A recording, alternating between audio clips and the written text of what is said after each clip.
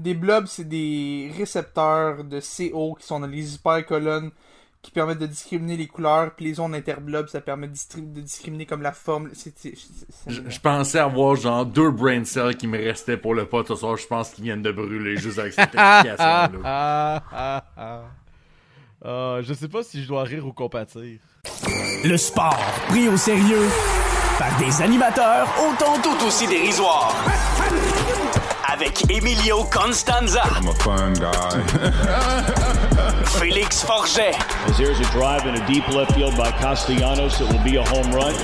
Et Pierre-Olivier Poulain. This man was a bona fide scrub. He can't play. La triple menace.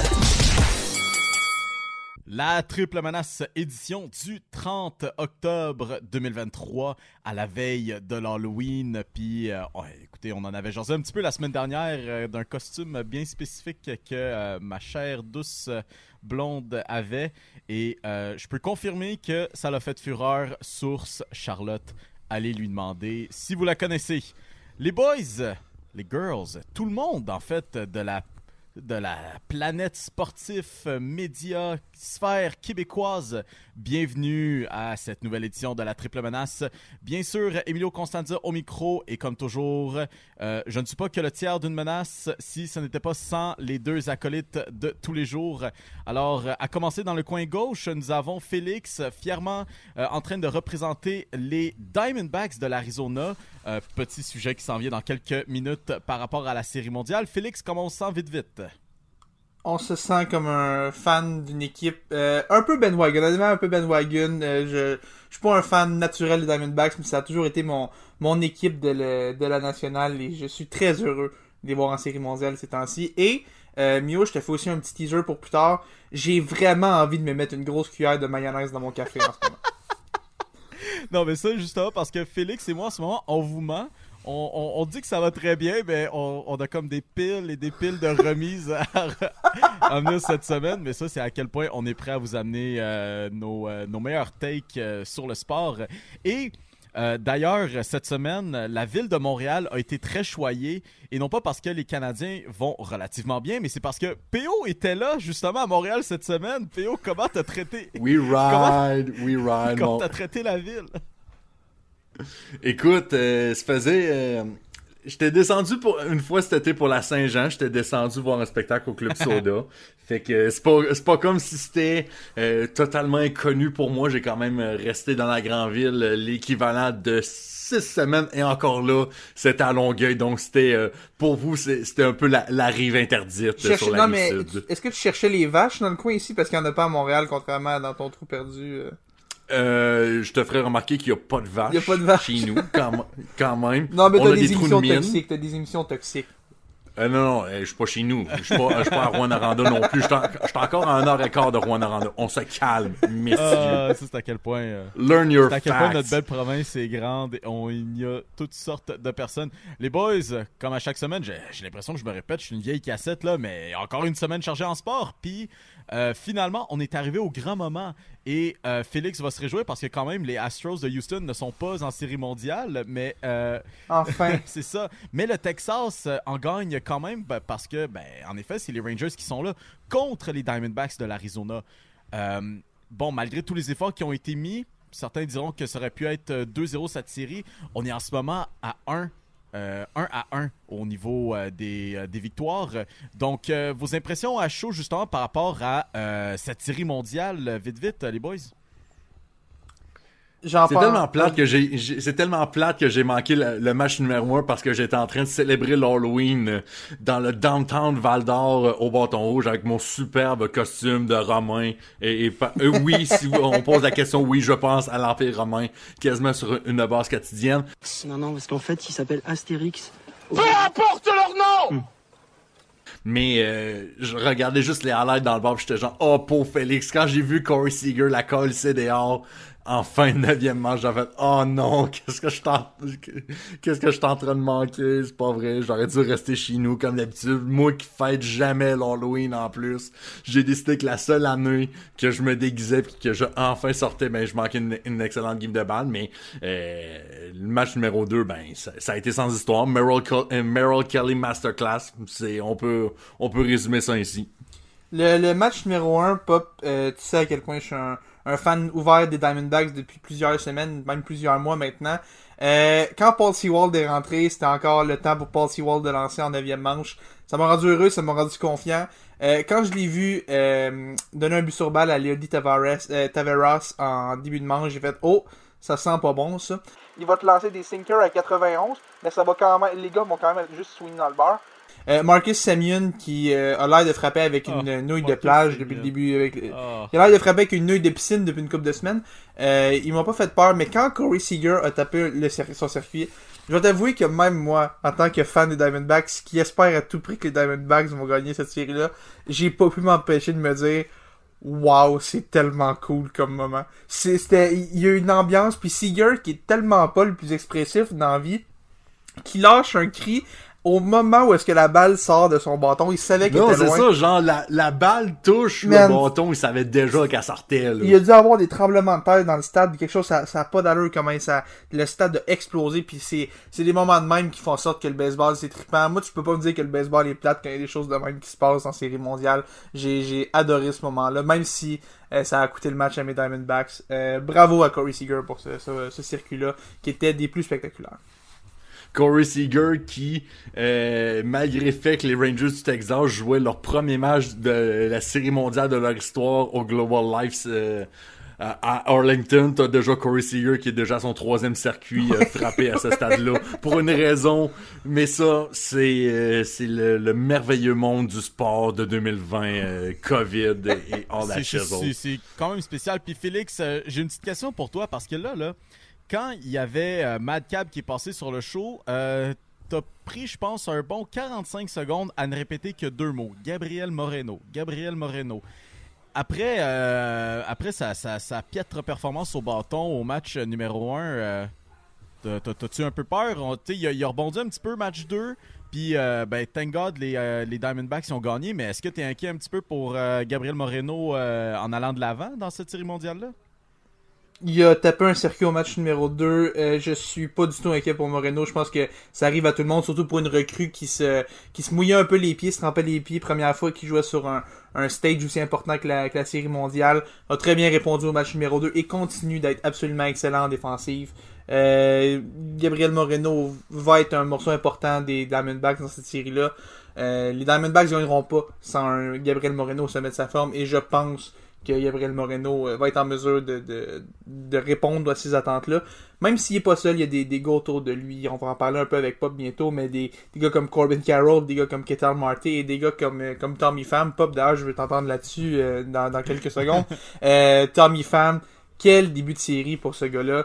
Et hier, on l'a vu faire un vrai move d'équipe. Écoute, Red Sox legend Tommy Pham, ça pour vrai, j'ai fait des recherches genre juste sur les stats de Tommy Pham, j'ai fait ouais, c'est vrai, ce gars-là, genre joué 60 matchs avec les Red Sox l'année passée. Ça c'est comme effacé de ma mémoire, c'est jamais arrivé. Mais je veux juste te faire un quiz, Félix, rapidement. Il y a à peu près 380 joueurs dans toute l'histoire de la MLB qui ont eu 105 présences au bâton ou plus dans l'histoire des majeurs. Tommy Pham est, selon toi, situé à quel rang dans tout ce groupe-là? J'ai aucune idée. Tommy Pham est juste en dehors du top 30, 34e de tous les temps, avec une moyenne en carrière dans les séries à 314. Wow. Même Derek Jeter a pas fait le capitaine frauduleux. South s'en prend à Jeter. South s'en prend à Jeter. Oui. Non, je vais...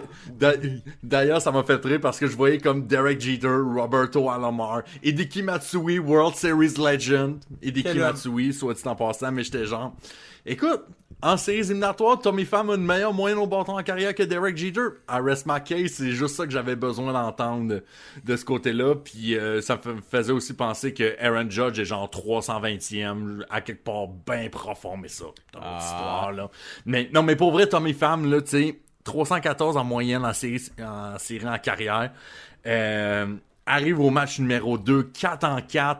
Aucun joueur dans l'histoire de la MLB a fait un 5-5 dans un match en séries éliminatoires, en série mondiale. Il arrive en cinquième présence au bâton, il a peut-être la chance de réécrire l'histoire. Qu'est-ce qu'il fait? Il regarde son entraîneur dans les yeux puis il dit « Non, je vais pas au bâton. Tu vois le kid qu'il y a là, Jace Peterson, là? Laisse-y aller au bâton. Laisse-y prendre ma place puis laisse le kid avoir une présence au bâton en série mondiale juste pour le show. » Gros move de vétéran. Oui. Pour vrai, là, gros respect. Tu sais, on parle beaucoup de Evan Longoria qui est, tu sais, le vrai vétéran de ce club-là, celui qui rassemble tout le monde, qui a l'expérience. Mais Tommy Pham, par exemple, à ne pas sous-estimer de ce côté-là. Oui, surtout qu'on a été chercher à date limite des transactions Tommy Pham un peu pour ça. On avait besoin d'un peu d'aide au bâton, puis Tommy Pham répond aux attentes avec 2 énormes matchs pour commencer cette série mondiale-là. C'est un gars qui a déjà vécu ces moments-là, qui a déjà vécu les séries. Et Tommy Pham qui, au-delà d'avoir un impact sur le terrain, est capable de montrer qu'il est capable de se positionner en leader, en vétéran dans cette équipe-là, qui... On parle d'une jeune équipe, mais il y a besoin de vétérans quand même. C'est la jeunesse fait la force d'équipe, mais ça prend quand même des vétérans pour gérer un peu ce club-là. Longoria a beau en faire une grande partie, ça prend quand même de l'aide. Christian Walker est pas vilain là-dessus non plus, mais un gars comme Tommy Pham qui est capable d'amener des bons vieux intangibles, comme on dit, ça a pas de prix pour une jeune équipe comme les Diamondbacks, surtout au stade où est-ce qu'ils sont rendus en série en ce moment. Parce que les Diamondbacks, tu sais, oui, on parle de Gabriel Moreno, Corbin Carroll, tu sais, même Zach Gallen, il n'est pas si vieux que ça. C'est quoi, sa 3e ou 4e saison dans les majeurs? Je pense qu'il a lancé un peu en fin de 2019, puis c'est sa 4e complète, je pense. OK. Puis tu sais, t'as Brandon Pfaadt aussi, Paul Seward, puis tout ça, fait que t'avais besoin de ce corps de vétérans-là pour t'amener au plus haut sommet, puis c'est direct ça que les Diamondbacks ont en ce moment. D'ailleurs, les Diamondbacks qui sont déjà assurés de gagner la Série mondiale parce que on vit dans une simulation, je vous l'annonce tout de suite, il y a ben trop de coïncidences pour pas que les Diamondbacks ne gagnent pas la Série mondiale. Mais là, si on suit selon cette logique-là, puis ta feuille de route avec les paris et les prédictions osées, ça fait que tu viens de jinx complètement les chances des Diamondbacks. Exactement. Moi, je fais juste dire qu'en 2001, l'année où les Diamondbacks ont gagné leur seul championnat, Randy Johnson a tué un oiseau en match pré-saison. Zach Gallen a fait exactement la même affaire. Tu regardes les dates des matchs de la Série mondiale, c'est parfaitement pareil. Les 7 matchs au programme, c'est les mêmes dates 2001-2023.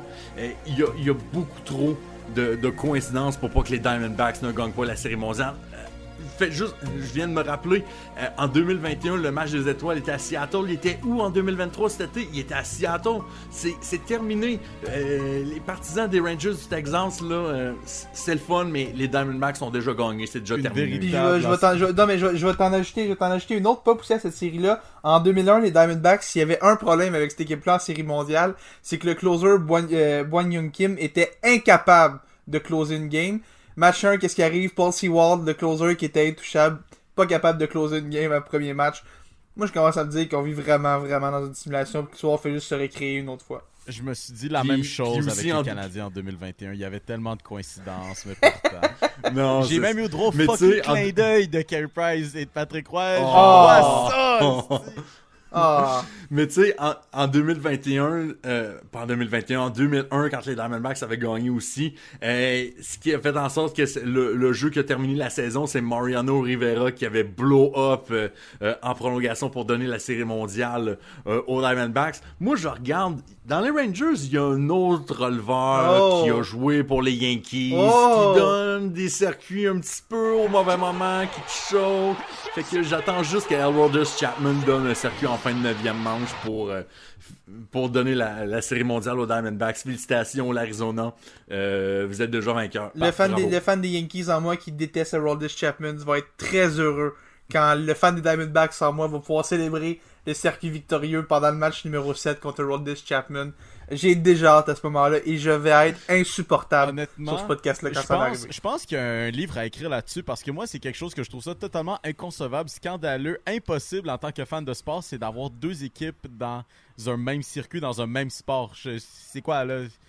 C'est deux ligues différentes, c'est comme deux conférences. Oui, je sais, Félix, mais come on, là, j'aime les Canadiens, puis j'aime bien les Blues de Boston aussi, leur uniforme jaune et noir. Mais non, ça c'est deux rivaux. C'est comme si tu me dis que t'es fan du Canadien pis t'es fan du Wild, ça va, ça me dérange pas, ça. Ah, ben en tout cas, moi je connais mon président d'école secondaire qui est fan du Wild du Minnesota, mais bon, ça c'est... ça c'est choisir une vie de... Lâche pas! Tu peux non, c'est ça. C'est juste une vie de...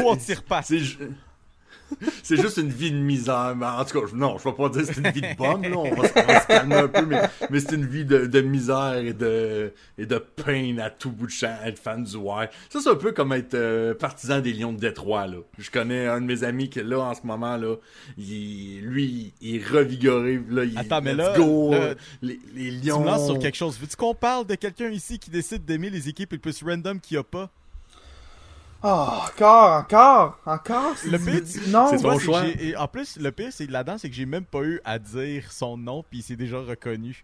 Non, mais c'est parce que. Oui, mais je te connais, Mio, je te connais. Quand Anthony Towns a été repêché premier overall, fait que moi, je me suis supporté son équipe, là. Mais j'aimais Towns, j'adorais Towns quand il est sorti du collège. Je pense que ces temps-ci, les Timberwolves l'aiment un petit peu moins qu'avant. Bref. Oh. Hey boys, donc juste avant qu'on close ça pour ce qui est de baseball, je sais qu'on est 1-1 dans les matchs, c'est très serré. Pop, tu dis si bien que les Diamondbacks vont le gagner, mais est-ce ta réelle réelle prédiction? Donc les Diamondbacks pour l'emporter. On se retrouve la semaine prochaine, possiblement avec une victoire des Diamondbacks. Malgré qu'en une semaine, je pense pas qu'on se rend à la semaine prochaine. Ben oui, si les matchs sont assez collés. Je pense que c'est le 4 novembre, si je me trompe pas, que la saison peut se rendre aussi loin. Mais non, moi, je viens déjà de jinx les Diamondbacks. Sorry, Félix. Les Rangers gagnent en 5 la semaine prochaine. C'est terrible. J'espère que t'as honte, Pop. Félix. C'est méchant de me faire ça. Non, Félix, tu parles à un gars qui s'est promené au Centre Bell avec un chandail de Lars Eller. Je n'ai aucune honte à avoir. Est-ce qu'on peut quand même parler vite de la troisième ligne de Lars Eller, Alex Galchenyuk et Alex Semin qui devaient terroriser la Ligue nationale?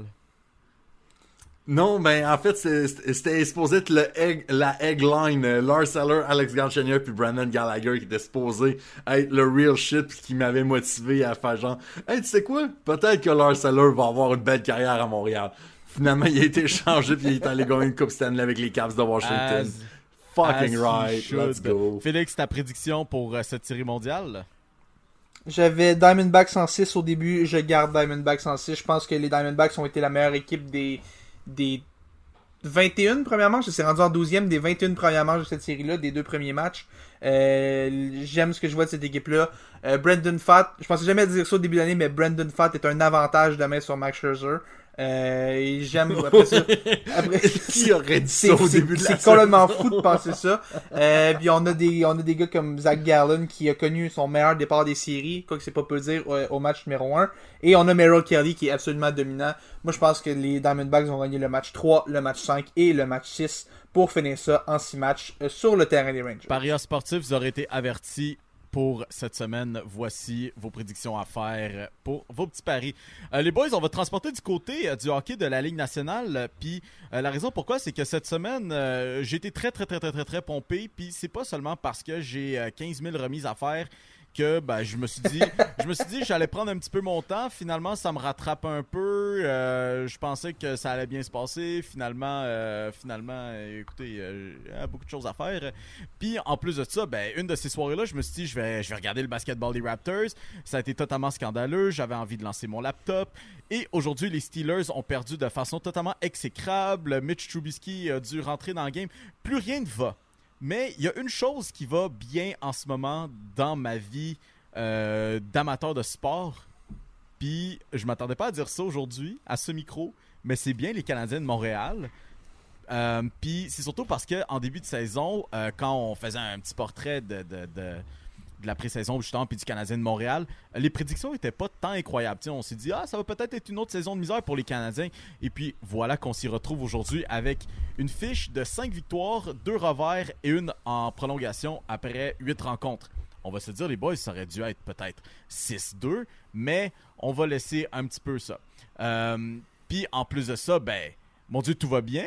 Même le power play semble somewhat fonctionner, mais les 2 choses que je retiens quand même de cette jeune saison du Canadien, puis après ça, je vous lance là-dessus, là, mais 2 choses. De 1, masterclass de Jacques-Alain, et de 2, aller en prolongation, parce que prolongation, on sait déjà que Cole Caulfield, ou comme notre ancien chéri ici à Montréal, Piquet Souban l'appellerait Cole Caulfield, a besoin d'être là en prolongation. C'est 3 victoires en surtemps cette saison, dont 2 en prolongation et 1 en séries éliminatoires. Les boys, je vous lance la balle, ou je vous passe la puck en fait, une petite saucer pass là-dessus. Qu'est-ce qu'on en pense vite de cette jeune équipe du CH? Je pense qu'on aime vraiment, vraiment beaucoup ce qu'on voit de cette équipe-là en ce moment. Je pense qu'il y a des jeunes qui sont encourageants. Caulfield démontre que sa blessure à l'épaule, c'est pas un problème. Kaden Goulet, hier soir, était exceptionnel. Jordan Harris, Arbor Jackay, Anthony Martineau. Kaden Goulet était exceptionnel. Alex Newhook qui continue d'avoir l'air du petit lapin Energizer tellement il est rapide. C'est vraiment plate que Kirby Dach soit pas là. Moi, c'est ça qui me fait un peu de peine dans cette histoire-là. Selon moi, Kirby Dach est le meilleur joueur de cette équipe-là en santé. Et là, Kirby Dach qui est pas là, ça... Ouais, Kirby Dach, oui. C'est quand même un gros statement. Oui, c'est un gros statement. Oui, puis c'est pas nécessairement celui qui fait le plus de points, mais n'importe quel gars que tu mets avec Kirby Dach va instantanément devenir de loin meilleur à skier. Et mon exemple numéro 1 pour ça, c'est Juraj Slafkovský, qui pendant le premier match avait l'air du second venu de Mikko Rantanen. Et là, depuis que Kirby Dach est blessé, a l'air complètement perdu, sa confiance est pas là. Puis c'est frustrant parce que je parlais avec Pop plus tôt, puis comme Pop le disait, il démontre des beaux flashs. C'est vrai que c'est intéressant par moment, mais il y a aucune constance. On dirait pas qu'il y a une progression, on dirait qu'il cherche encore, on dirait qu'il est pas capable d'obtenir ces opportunités-là de grandir. Et c'est ça qui fait en sorte que je me dis que si Kirby Dach, qui d'ailleurs, Dach, même s'il est blessé, continue de jouer un rôle de mentor pour Slav, il regarde ses games, il donne des conseils, puis il essaie de l'aider un peu là-dessus. Mais je pense que le fait que Slav n'est pas un gars comme Kirby Dach, qui a été dans ses souliers en tant qu'ancien haut choix de première ronde, qui a pris du temps à débloquer, qui est un plus gros gabarit, il y a des similarités un peu entre les deux gars. Et je pense que le fait de ne pas l'avoir à ses côtés, ça fait en sorte que c'est difficile pour Slav de retrouver une chimie avec un autre gars. Parce que justement, c'est avec Dach qu'il en avait trouvé. C'est dommage pour le Canadien, mais surtout, selon moi, pour Juraj Slafkovský, qu'on n'ait pas Kirby Dach dans cette saison-là. Parce qu'il y a beaucoup de positifs, mais l'absence de Kirby Dach est peut-être le goût le plus aigre-douce, pour reprendre le nom d'une bonne vieille sauce, qu'on aime. Réponse short, on pète les genoux à Jared Tenordi. Oui. Oui, parce que il fallait que ce soit fucking Jared Tenordi, genre, of all people. Il fallait que ce soit Jared Tenordi qui blesse. Mais je peux même pas blâmer Jared Tenordi en plus parce que la blessure a l'air tellement insignifiante sur le coup que tout le monde, on regardait le play puis on se dit, mais comment ses genoux... Comment ce gars-là s'est pété, genre, tous les ligaments de son genou en même temps, genre? Je cherche encore la réponse. Non, c'est dommage.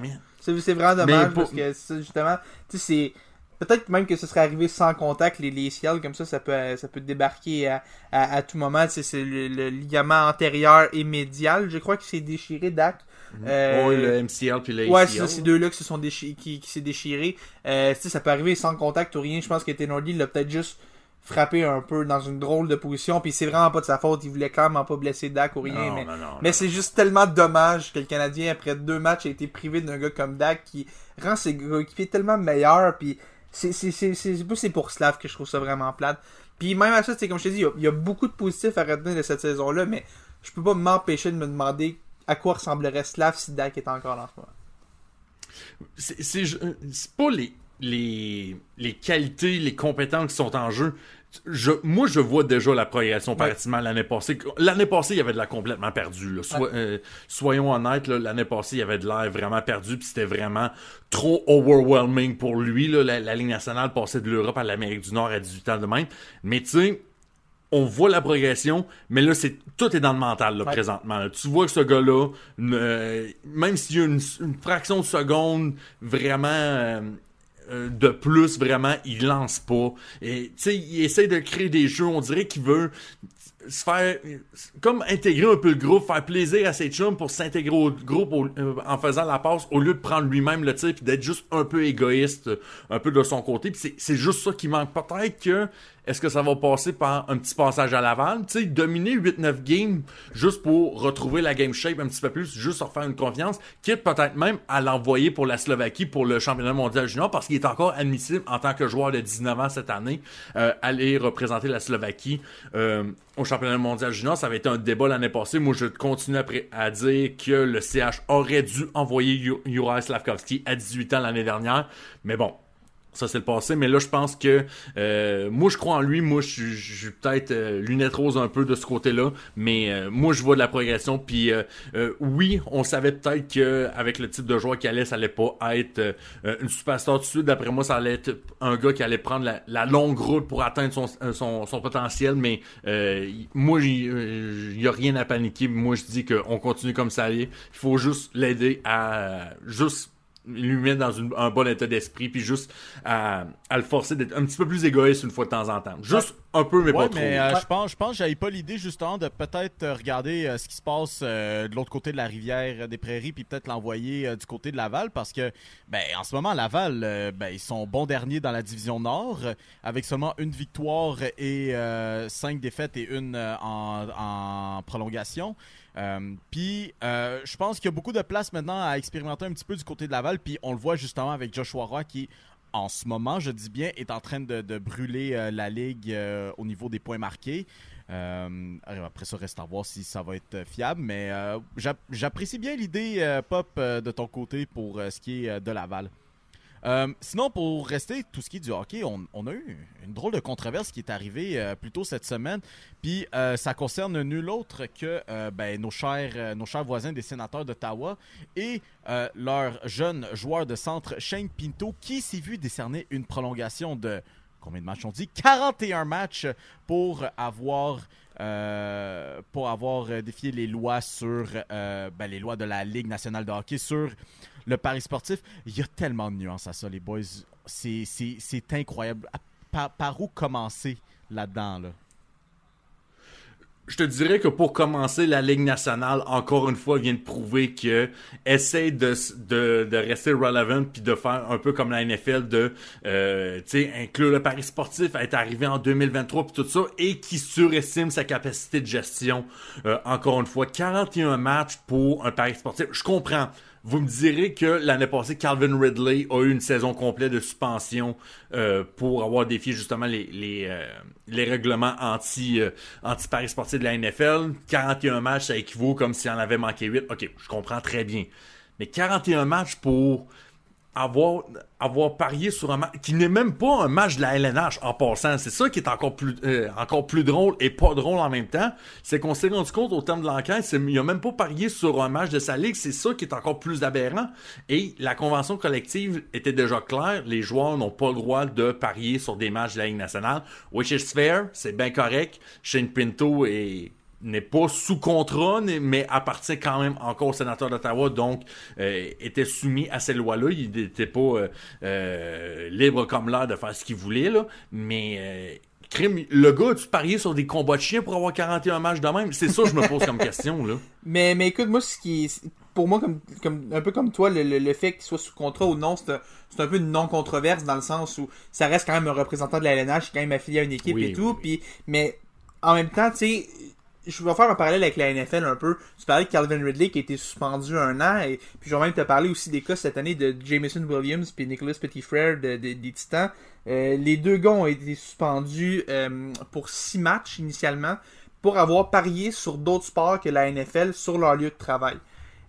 Mais ça, tu vois, la différence entre ça et le cas de Shane Pinto, c'est que dans la NFL, c'est clairement indiqué que tu n'as pas le droit de parier sur ton lieu de travail sur des paris sportifs en tout genre. Si t'es chez toi, tu veux parier sur la NBA, il n'y a aucun problème, la NFL le permet.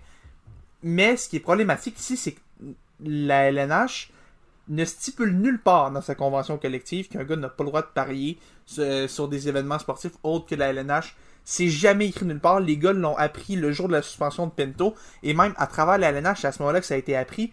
C'est ça que je comprends pas. Pourquoi on suspend? C'est une suspension qui est arbitraire, qui veut faire passer un message aux gars. On veut pas tolérer les paris sportifs. On veut mettre un frein à ça. Puis on veut pas que ça devienne une épidémie, si je peux me permettre le mot. Mais il y a quelque chose qui fonctionne pas dans le sens... comment Pinto savait qu'il pouvait désobéir? Pourquoi il est suspendu pour quelque chose qu'il savait pas qui était illégal? Moi, c'est ça je trouve qui est un peu problématique.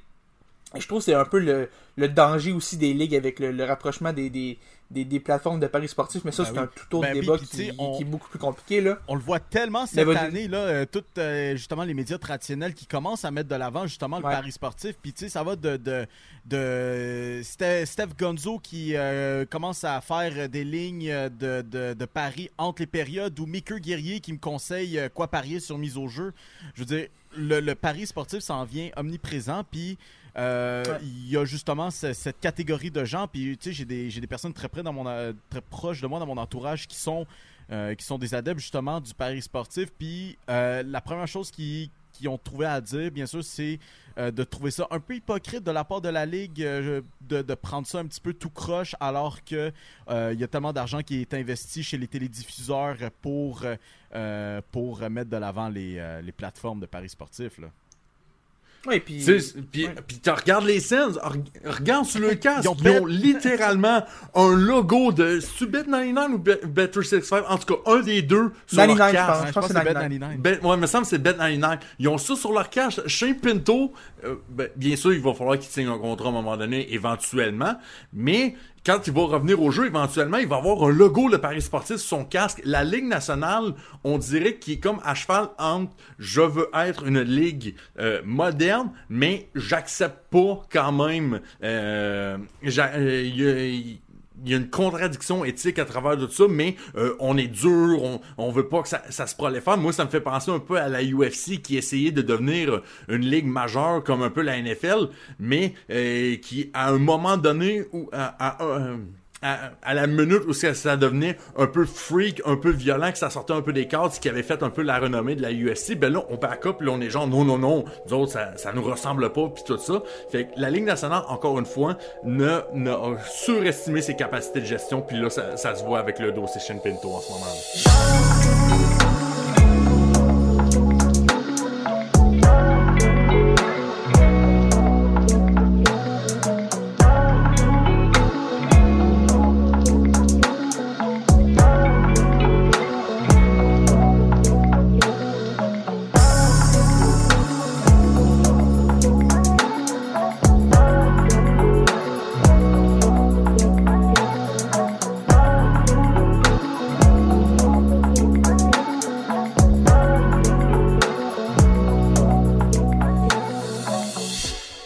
De retour au podcast La Triple Menace. Les gars, on en a pas jasé un peu précédemment quand on jasait du hockey, mais je veux vous poser une question quand même assez simple et je veux votre réponse la plus simple possible.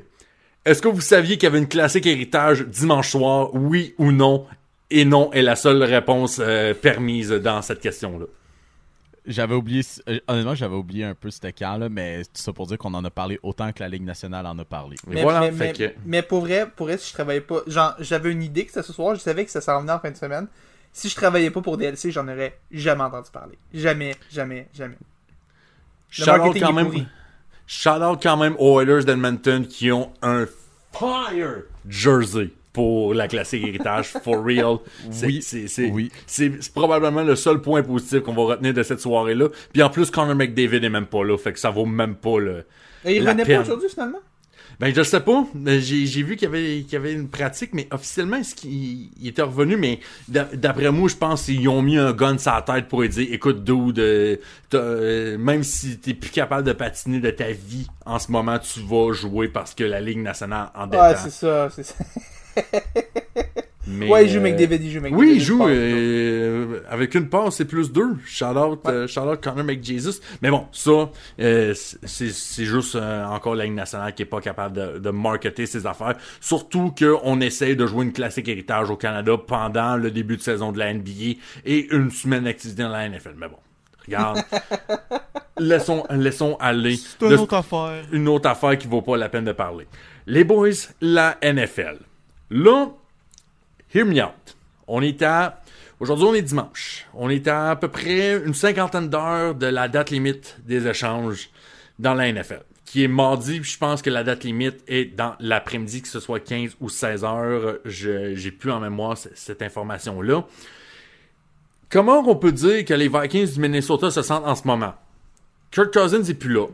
On est revenu à 4-4 après un début de saison complètement affreux. On revient à jouer pour 500. On vient de battre les Packers de Green Bay. Kirk Cousins qui a jamais l'habitude de manquer un match à cause de blessure. Je pense que même c'est la première fois de sa carrière qu'il va manquer des matchs à cause d'une blessure. Le seul match de la carrière qu'il avait raté, c'est quand il avait dit « If I die, I die » à cause de la COVID. Oui. Ouais. Comment qu'on réagit maintenant pour les Vikings du Minnesota? Qu'est-ce qu'on fait pour les 2 prochains jours? Parce que, comme je dis, l'heure sonne puis elle va sonner assez rapidement. Honnêtement, je pense qu'on n'a pas le choix de commencer par compatir pour les Vikings parce que ça a été un début de saison, on l'a dit, quand même horrible.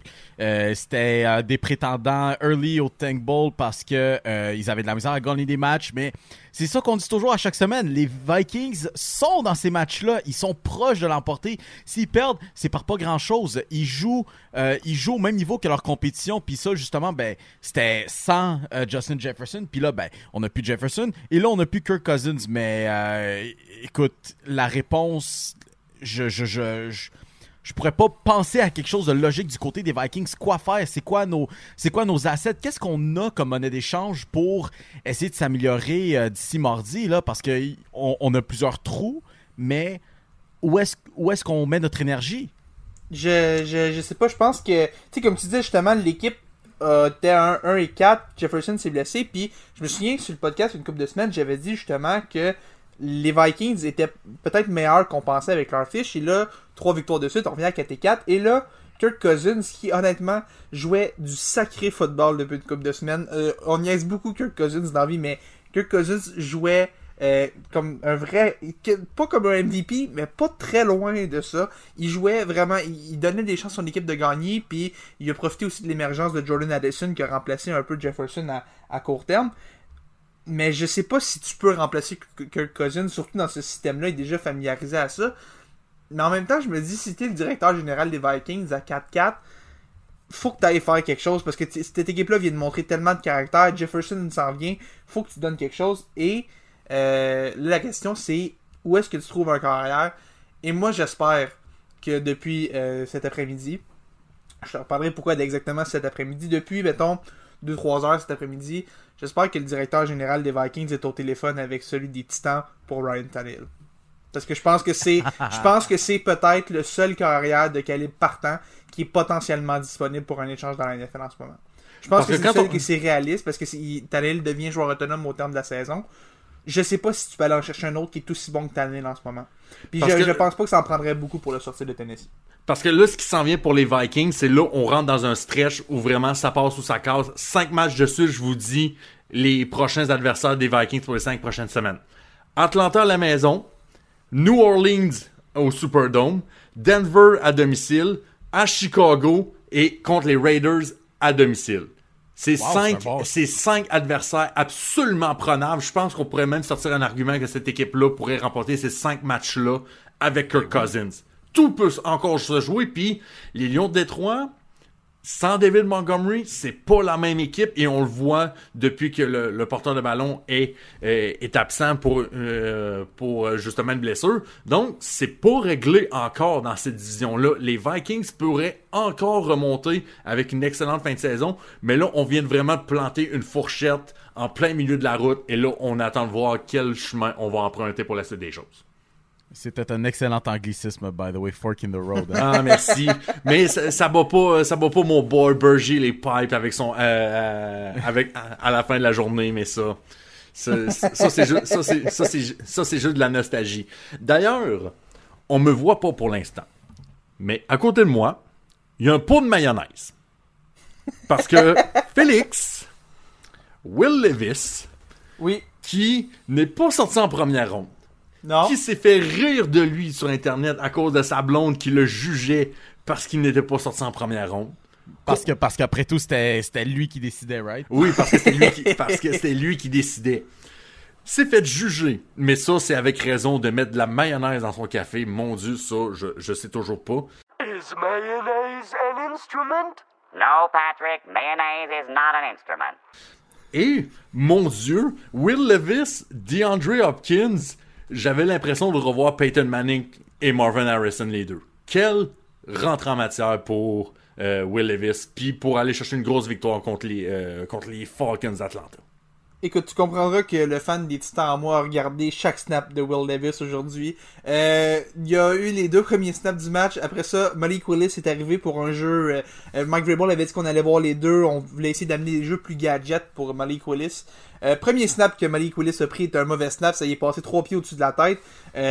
Puis avec Will Levis qui s'est mis à jouer du sacré football après, quand Malik est revenu sur le terrain pour son deuxième jeu gadget du match, il s'est carrément fait huer par ses propres partisans. C'est pour vous donner une idée de quel point Levis avait du capital de sympathie aujourd'hui. J'ai regardé chacun de ses snaps et c'était pas parfait. Évidemment, on savait que Levis allait avoir besoin d'un peu de travail dans le sens où ses mécaniques étaient pas nécessairement raffinées. Il y avait un peu de travail pour soigner les coins, disons. Mais il y a une chose qui m'a vraiment impressionné et c'est particulièrement évident sur la 4e passe de toucher qu'il a faite aujourd'hui. Et si vous l'avez pas vu, je vous invite à la regarder à Nick Westbrook et Kenya. Will Levis est sur son pied arrière, sans se prendre d'élan. Et il fait une passe juste en twistant son poignet, qui fait 55 verges de distance à peu près. Flick of the wrist, comme ce gars-là est capable d'aller chercher de la puissance avec son bras. Ryan Tannehill n'a pas eu ça, Marcus Mariota n'a pas eu ça. Moi, ça fait vraiment longtemps que j'ai vu un carrière qui avait ce bras-là à Tennessee. Et, comme je t'ai dit, c'est pas parfait. Il va avoir du travail, mais il a su naviguer une ligne offensive qui est assez, pour le dire poliment, poreuse depuis le début de l'année. Il a réussi à bien naviguer ça, il a réussi à sortir le ballon rapidement de ses mains, puis à créer des choses avec ça. Et quand il y avait du temps, quand il a réussi à se créer du temps en utilisant Derrick Henry, surtout sur des feintes de remise, ça y ouvrait des chemins et il y avait aussi la maturité où il était capable de tasser les demi de sûreté pour ouvrir des longues passes à DeAndre Hopkins. C'était vraiment impressionnant de le voir aujourd'hui et je pense que ça force un peu les Titans à lui donner une autre chance et c'est pour ça que je parlais de Ryan Tannehill, peut-être comme d'une cible d'ici la date limite. Ça laisse pas beaucoup de temps puis ce sera un gros vote de confiance à Levis d'échanger Tannehill dès maintenant. Mais je pense que cette performance-là fait en sorte qu'il faut que tu le considères. Je pense que c'est nécessaire. C'est peut-être ton QB d'avenir. En tout cas, il a montré qu'il y a des raisons de croire qu'il pourrait être le QB d'avenir de cette équipe-là. Très, très encourageant comme premier départ de Will Levis. Mio, je vais te relancer. On va quand même rester sur les Titans du Tennessee parce que je crois que c'est jeudi ou vendredi. On a annoncé que selon certaines nouvelles, certaines rumeurs qui se passent du côté de la NFL, les Titans n'écouteraient pas les offres pour Derrick Henry pour une possible transaction d'ici mardi. On est maintenant à 3-4 du côté des Titans. On est à égalité avec les Texans de Houston qui ont perdu d'ailleurs contre les Panthers de la Caroline. Bryce Young, félicitations, première victoire dans la NFL. Quand même. Soit dit en passant, félicitations. Jacksonville sont bien en avant du sud de l'américaine. Ça, c'est pas un problème. Maintenant, Tennessee à 3-4. Avec cette victoire-là, est-ce qu'on vient officiellement de s'enlever du marché des vendeurs avec cette victoire-là? Je suis quand même choyé de pouvoir parler sur les Titans en ce moment. Ce qui fait que ma vision ne va pas être biaisée comme celle à Félix. Fait que je vais dire très honnêtement, non. Pour moi, les Titans sont toujours parmi les vendeurs. Je les vois pas sortir de cette division-là avec Jacksonville qui est puissante à ce point-là. Il n'y a rien d'assuré pour le restant de la course à la 2e place entre 3 équipes qui sont très, très, très, très discutables au niveau de leur skill. Puis qu'on en sorte comme équipe de wildcard, qu'est-ce qui peut en ressortir? Honnêtement, ça serait être un petit peu delusional, là. Mais pour ce qui est des Titans, je pense qu'on aurait à gagner à échanger Derrick Henry. Puis même si aujourd'hui, moi, j'étais le DG des Titans, ben, je me frotterais un petit peu les mains avec la performance que Derrick Henry a eu. C'est un bon retour de son début de saison un peu plus lent. Il y a eu quelques bons matchs dans le dernier mois. Je pense que sa valeur commence à remonter un peu plus sur le marché des transactions. Puis, tu as parlé des Lions, justement, qui n'ont plus les services de David Montgomery. Je lance ça de même. C'est une belle avenue que tu m'emmènes là. Mais je veux aussi regarder un peu ce qui se passe du côté des Buccaneers de Tampa Bay. Là, présentement, les Falcons d'Atlanta, avec leur défaite, sont à 504-4. Même chose pour les Saints de la Nouvelle-Orléans qui ont gagné cette semaine pour revenir à 4-4. Buccaneers de Tampa Bay, il n'y a pas si longtemps, étaient 3-1. Là, on est rendu à 3-4. On a de la misère au sol. Est-ce que Derrick Henry pourrait un peu réénergiser cette équipe-là parce que tout est prenable dans le sud de la NFC en ce moment-là? Ben, honnêtement, toutes les équipes peuvent profiter d'un gars comme Derrick Henry, mais ouais, en effet, je pense que les Buccaneers, c'est une équipe qui peuvent en profiter. Baker Mayfield connaît quand même une saison très correcte dans ce rôle de partant. Quand même, on lui demande de remplacer Tom Brady, qui est, ben, on va se dire pas n'importe quoi là. Mais oui, je pense que les Buccaneers auraient aussi à gagner à aller chercher quelqu'un comme Derrick Henry. Honnêtement, pas toutes les équipes dans ce circuit-là pourraient y aller. Même les Steelers avec la pauvre attaque qu'on a. Là, mais Derrick Henry va défier tous les plans de Matt Canada, puis quelque chose pourrait arriver. Mais écoute, tu disais, Mio, que toutes les équipes peuvent profiter d'un Derrick Henry, puis je suis d'accord avec toi, dans le sens où je suis biaisé, c'est peut-être mon joueur préféré de la NFL, puis ça fait des années que j'ai la chance de voir Derrick Henry jouer pour mon équipe. Mais quand je regarde ce que Will Levis a fait aujourd'hui, d'un, je me dis, si les Titans avaient perdu aujourd'hui, j'aurais été le premier à dire faut échanger Henry, faut échanger Hopkins. Si Levis avait mal paru, j'aurais absolument été dans cette équipe-là. Mais là, Levis vient de te montrer qu'il y a de la promesse. Et moi, je me dis, un gars comme Henry, même un gars comme DeAndre Hopkins, tu peux avoir des choix de 4e, de 5e ronde pour ces gars-là. Est-ce que des choix de 4e ou de 5e ronde valent le fait de laisser ton peut-être future carrière avec des options très douteuses? Tajay Spears est un bon porteur de ballon, et des gars comme Traylon Burks, Nick Westbrook et Kenya et Chris Moore sont des receveurs corrects au mieux, mais laisse-lui un bon receveur numéro 1 et un bon porteur de ballon pour lui enlever un peu cette pression-là. Déjà que la ligne offensive l'aide pas, je pense que c'est peut-être des choix que... Peut-être que la meilleure valeur de ces gars-là est à Tennessee, dans le sens que c'est la meilleure façon d'optimiser le développement de Levis à court terme.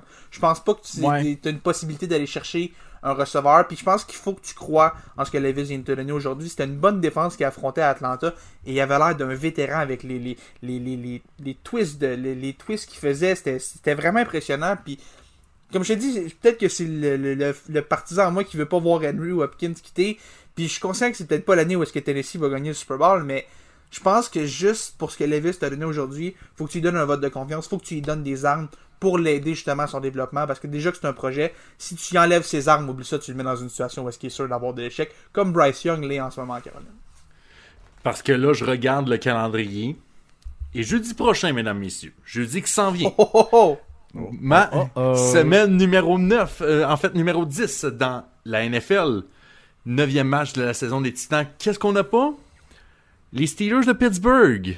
Mio, Félix, j'ai hâte de voir vous arracher la tête du côté de la Rive-Nord de Montréal, parce que, oh mon Dieu, et si vous pensiez que les frites au IW étaient salées, mon Dieu, restez au podcast la semaine prochaine. Le prochain épisode risque d'être enflammé. Si ce n'est pas de nos examens, je suis sûr qu'il y aurait eu un épisode d'urgence direct quand le match finit. On pourrait faire un live stream. Oh my god, on pourrait streamer ça sur Twitch. C'est un événement classique de l'héritage québécois, là. J'ai super hâte de voir ça. J'ai super hâte de voir surtout voir à quel point si les Titans décident finalement d'aller de l'avant avec ça, leur faire regretter leur décision, parce que la défensive des Steelers pourrait aller bouffer cette ligne à l'attaque plutôt douteuse. Tellement hâte que Will Levis te lance pour 350 verges puis 4 touchés contre ta défense, Mio. J'ai tellement hâte que ça arrive.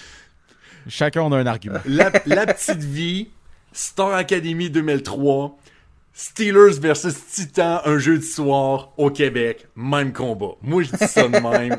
C'est la même chose. C'est la triple menace bowl. Oui, la triple menace bowl, mesdames, messieurs. Juste pour conclure un peu la NFL, les Broncos, Chiefs fans, what happened? What happened? What happened? OK, Patrick Mahomes pensait n'était pas à que 100%, je le concède. Mais quand même, wow, les Broncos. On pensait réellement que ça allait être son flu game, hein?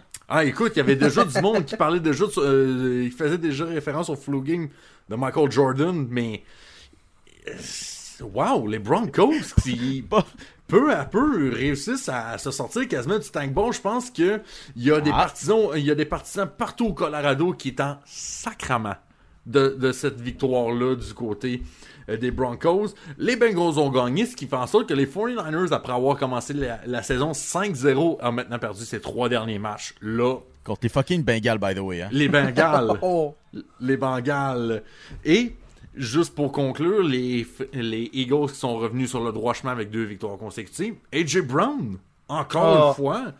Encore un match de plus de 125 verges. Félix, en tant qu'ancien partisan de AJ Brown, as-tu mal? En tant qu'ancien, mais en tant que toujours partisan d'AJ Brown. Tu sais, je te disais tantôt, Mio, pour Levis, c'est le fun d'avoir un gars comme Hopkins. Il me semble que ce serait beau un AJ Brown, mais un AJ Brown... Ça aurait été le fun si c'était encore. Non, mais un AJ Brown, la Tennessee, ce serait pas juste pour la Ligue. Faudrait jamais que ça arrive. Faut pas que la Ligue laisse ça arriver. Non, mais très sérieusement, AJ Brown qui est vraiment en train de passer à un autre niveau cette année. Il a battu le record de Calvin Johnson pour le plus de matchs consécutifs avec 125 verges et plus par la passe.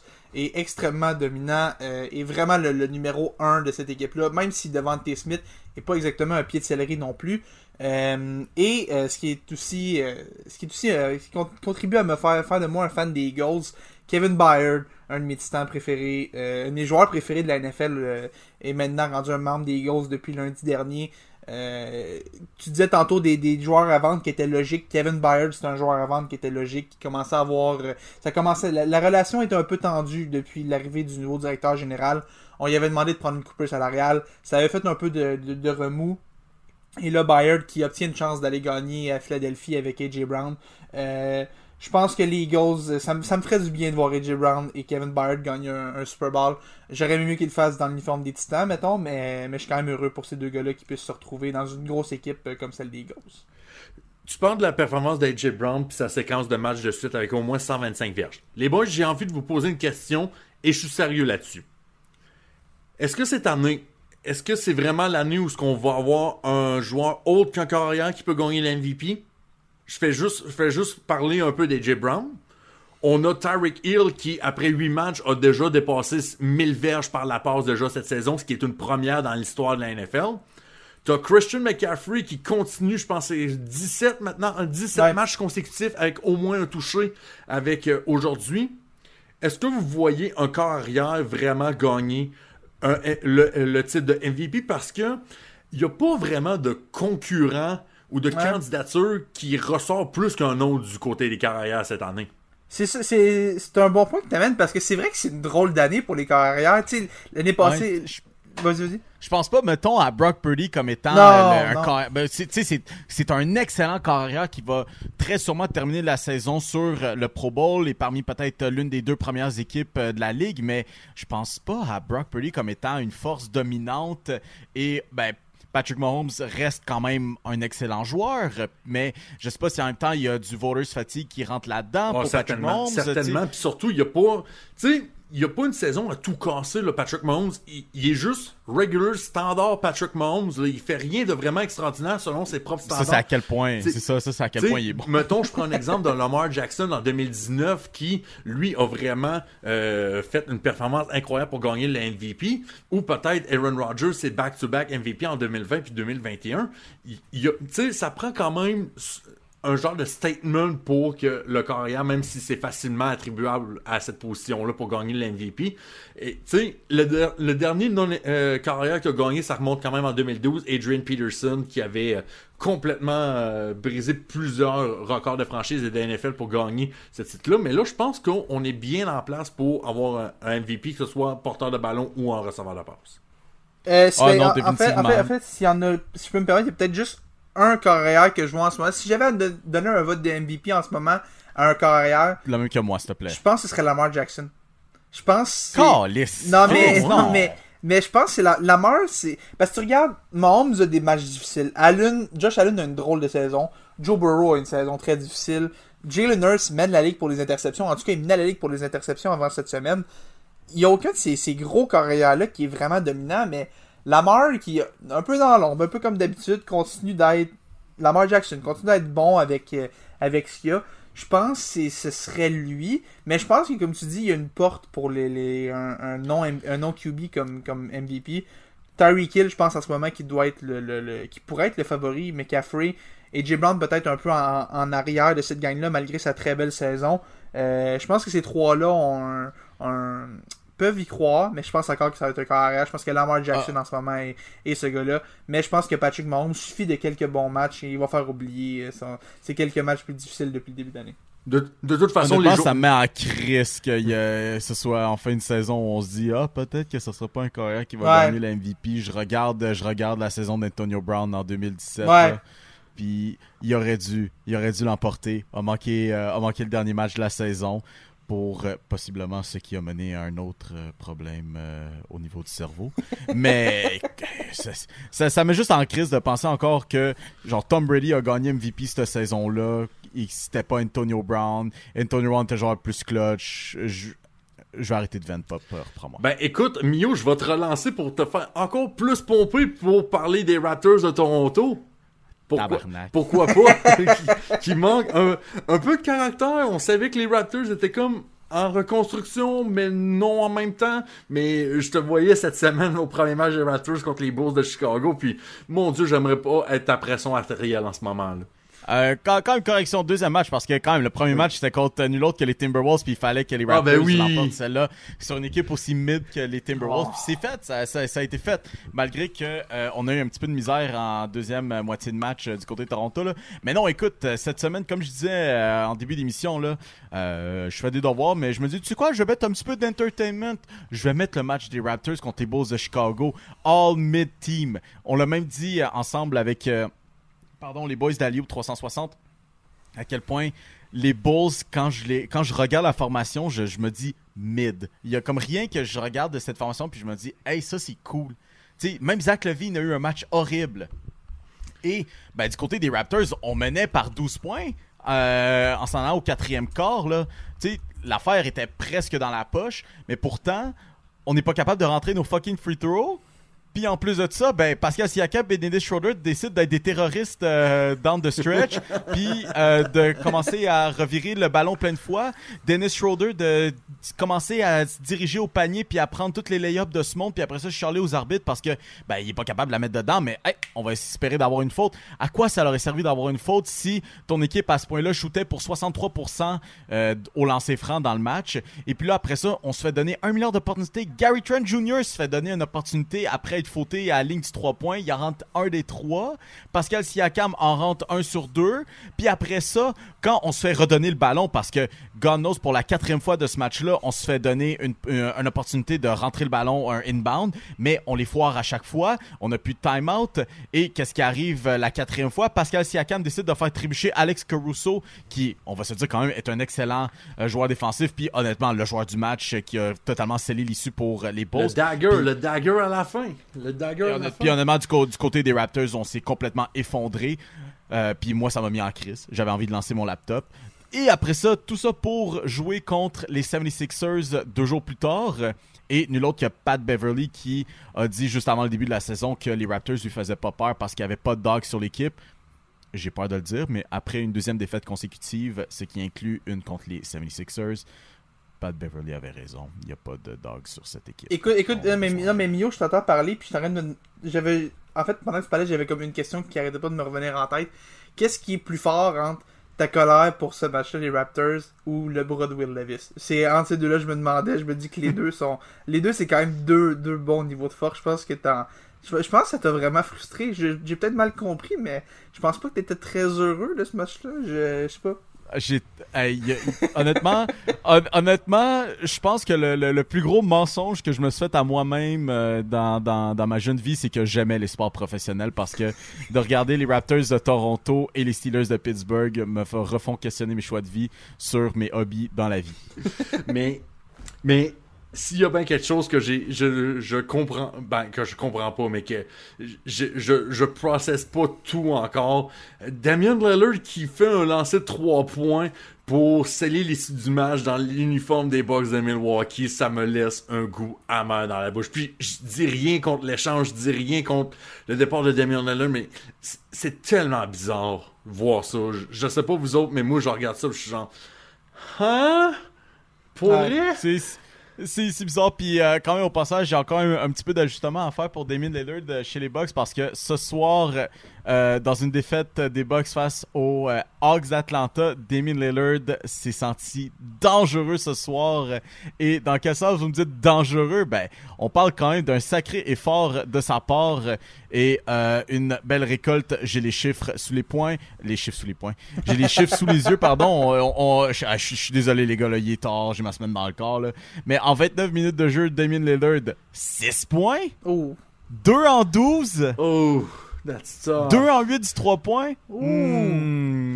Ça fait mal, mais c'est quand même bizarre de le voir dans une forme des Bucks. Moi, je vous dis tout de suite, le Magic d'Orlando is the real deal. Je l'ai dit, ça y est. Le Magic d'Orlando s'en va en finale de l'Est. Shout out Nick Godet, un de nos amis chez Alio 360 qui avait décidé de caller. Shout out à God's Plan. Le God's Plan qui avait prédit le Magic d'Orlando, qui ont remporté leurs 2 premiers matchs pour être à 2-0. Et un différentiel de plus 17 et avec juste 91 points et demi accordés en 2 matchs. Écoute, ça se tiendra pas jusqu'au bout, mais on peut trouver ça drôle pareil. Moi j'aime ça. Moi, c'est juste ça que j'ai à dire. C'est ça qui est cool quand c'est eux autres, les Celtics, ok, oui, il fallait peut-être s'en attendre, et Kristaps qui a été fabuleux aussi à leur début, là, mais les Pacers et le Magic dans l'Est sont 2 des 3 équipes encore invaincues. C'est une belle surprise jusqu'à présent.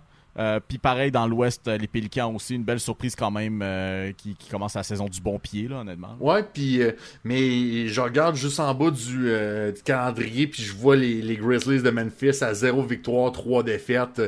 On sait que Ja Morant allait dur, mais il faut trouver un moyen de passer ce stretch de 25 matchs sans Ja Morant pour essayer de rester le plus haut possible, parce que ça sera pas possible de sustain ça jusqu'au bout de la run, surtout quand tu as des équipes comme les Lakers, le Thunder, les Warriors, les Suns, qui sont un bon groupe qui peut finir dans le top 5 dans l'Ouest, mais qui peut faire du dégât à long terme, mais ça c'est une autre affaire. Puis juste avant de conclure pour ce qui en est du basketball, Victor Wembanyama, Chet Holmgren, on avait parlé un peu aussi du duel de géants pour le titre de recrue de l'année. Je pense que sans être totalement spectaculaire, on a ce qu'on obtient présentement. Oui, puis écoute, c'était... Non, mais... Vas-y Félix. Ben, je vais juste parler un peu de Wemby parce que évidemment, je pense que tout le monde et leur grand-mère connaissent Victor Wembanyama à partir depuis quelques mois maintenant. Le joueur repêché au tout premier rang du dernier repêchage. Et on savait que ce gars-là était une vraie licorne sur le terrain. Un vrai géant qui est capable de tirer comme Steph Curry, qui est capable de créer des jeux comme Magic Johnson. Vrai, tout a été dit sur ce gars-là, mais au final, c'est sur le terrain que ça se joue.